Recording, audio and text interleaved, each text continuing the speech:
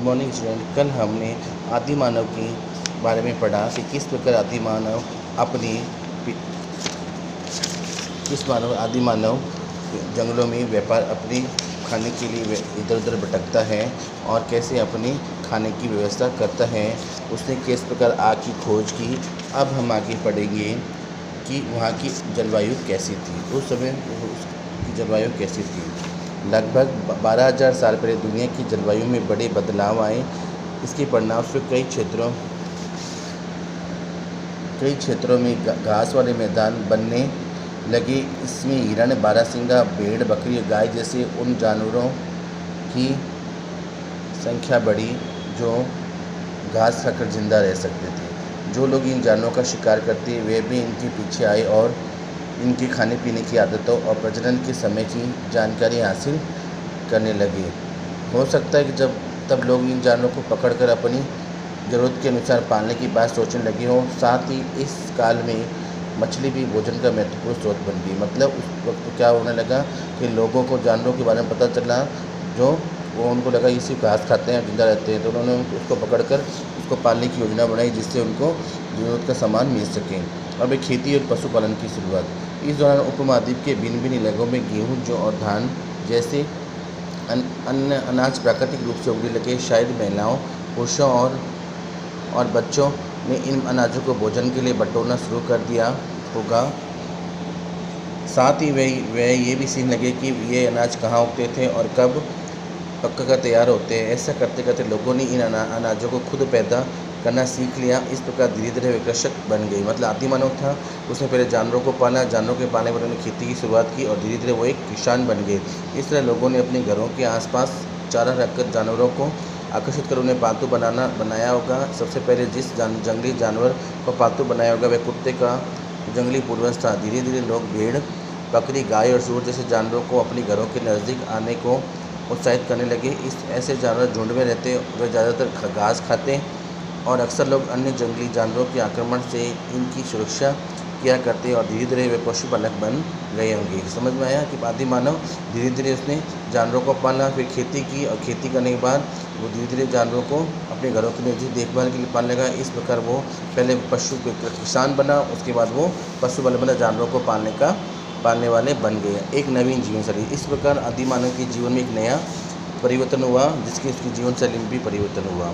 तुम किसी पौधे के बीज को बोकर देखो, तुम पाओगे कि ऐसे होने से भी कुछ वक्त लगता है। इससे कुछ दिन, महीने या फिर साल तक लग सकता है। इसलिए जब लोग पौधे उगाने लगे तो उनकी देखभाल के लिए उन्हें एक ही जगह पर लंबे समय तक रहना पड़ता। बीज बोने से लेकर फसलों के पकने तक पौधों की सिंचाई करनी। खरपतवार क्या होता है, जब फसलों के बीच में जो अलग घास उगती है वो होती है खरपतवार, उसको हटाने के लिए जानवरों और चिड़ियाओं से उनकी सुरक्षा करने जैसे बहुत से काम शामिल थे। कटाई के बाद अनाज का उपयोग बहुत संभाल कर करना पड़ता था। अनाज को भोजन और बीज दोनों ही रूपों से बचा कर रखना आवश्यक था। इसलिए लोगों को उसके भंडारे की बात सोचनी पड़ती थी। बहुत से इलाकों में लोगों ने मिट्टी के बड़े बड़े बर्तन बनाए, टोकरियाँ बुनी या फिर ज़मीन में गड्ढा खोदा। क्या तुम्हें लगता है कि शिकारी या भोजन संग्रह करने वाले बर्तन बनाते और उनका उपयोग करते होंगे? आपने अपने जवाब का कारण बताइए। अब जानवर चलते फिरते खाद्य भंडार। जानवर बच्चे देते हैं जिससे उनकी संख्या बढ़ती है। अगर जानवरों की देखभाल की जाए तो उनकी संख्या तो बढ़ती है, साथ ही उनसे दूध भी प्राप्त हो सकता है जो भोजन का अच्छा स्रोत है। यही नहीं, जानवरों से हमें मांस भी मिलता है। दूसरे शब्दों में पशुपालन भोजन के भंडारण का एक तरीका था। भोजन के अतिरिक्त जानवरों से और क्या क्या काम मिल सकता है? आज जानवरों का उपयोग किस लिए होता है? अब है आरंभिक कृषक और पशुपालन के बारे में पता करिए। मानचित्र 2 प्रश्न संख्या 13 देखो, क्या तुम्हें कोई नीले वर्ग दिख रहे हैं?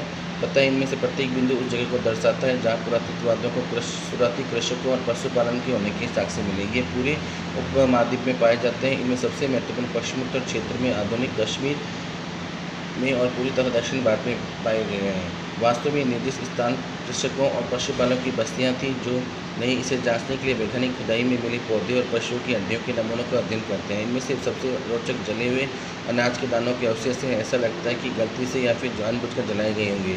वैज्ञानिक इन अनाजों के दानों की पहचान कर बहुत सारी फसलें उगाई जाती रही होगी। वैज्ञानिक विभिन्न जानवरों की हड्डियों को भी पहचान कर सकते हैं। कहने का मतलब है उस वक्त आदि मानव है वो एक जगह पे रहने लगा, खेती करने लगा, किसान बन गया। उसके बाद उसने जानवरों को पाला और जानवरों को पालने और जानवरों से नई नई चीज़ें उसको पता है, जानवरों से फ़ायदा है, दूध बेच के अपना गुजारा करने लगा, जानवरों से मांस भी मिलता है। इस प्रकार वो एक स्थायी मानव बन गया और एक जगह पर रहने लगा। अब है स्थायी जीवन की बात। देखो उसका जीवन स्थायी हो गया क्योंकि उसने सब कुछ ऐसा किया कि उसको एक जगह रहना पड़े।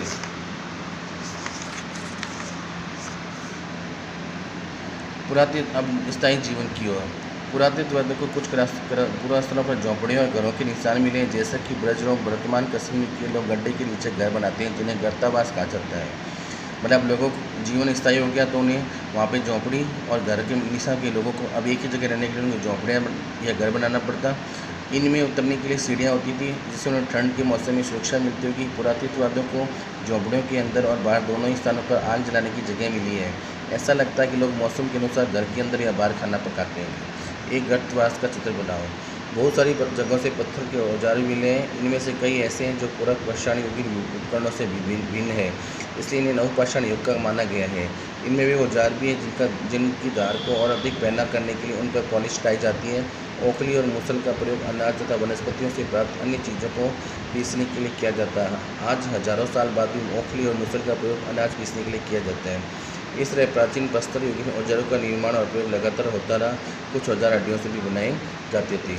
अब वे व्यक्ति रहने लगा और वे औजार भी मिले हैं जिससे वो अपना काम करते थे। नवपाषाण युग की पुरातत्व स्थलों से कई प्रकार के मिट्टी के बर्तन मिले हैं। कभी कभी इन पर अलंकार पर डिज़ाइन की जाती है। बर्तनों का उपयोग चीज़ों को रखने के लिए किया जाता है। धीरे धीरे लोग बर्तनों का प्रयोग खाना बनाने के लिए करने लगे। चावल, गेहूँ और दलहन जैसे अनाज अब आहार का महत्वपूर्ण हिस्सा बन गए। पहले वो मांस खाता था, उसके बाद धीरे धीरे वो स्थायी जीवन जीने लगा, खेती करने लगा, तो उसने क्या हुआ, गेहूँ चावल जैसे फसलें उगाई और उसको खाने लगा। इसके साथ साथ अब लोग कपड़े भी बुनने लगे। इसके लिए कपास जैसे आवश्यक पौधे उगाए जा सकते हैं। क्या ये परिवर्तन हर एक जगह एक साथ आए होंगे? ऐसी बात नहीं है। एक तरफ जहाँ कहीं जगह पर स्त्री पुरुष शिकार और भोजन संग्रह करने का काम करते हैं, वहाँ अन्य लोगों ने हजारों सालों के दरमियान धीरे धीरे खेती और पशुपालन को अपना लिया। अब बहुत लोग मौसम के मुताबिक बदल कर अपनी जीविका चलाया करते थे। इस प्रकार आज हमने पढ़ा कि किस प्रकार आदि मानव एक जगह पर स्थायी रहकर खेती बाड़ी करने लगा, पशुओं को पालने लगा और अपने जीवन को संवारने लगा। अब आगे का पाठ अब हम कल पढ़ेंगे।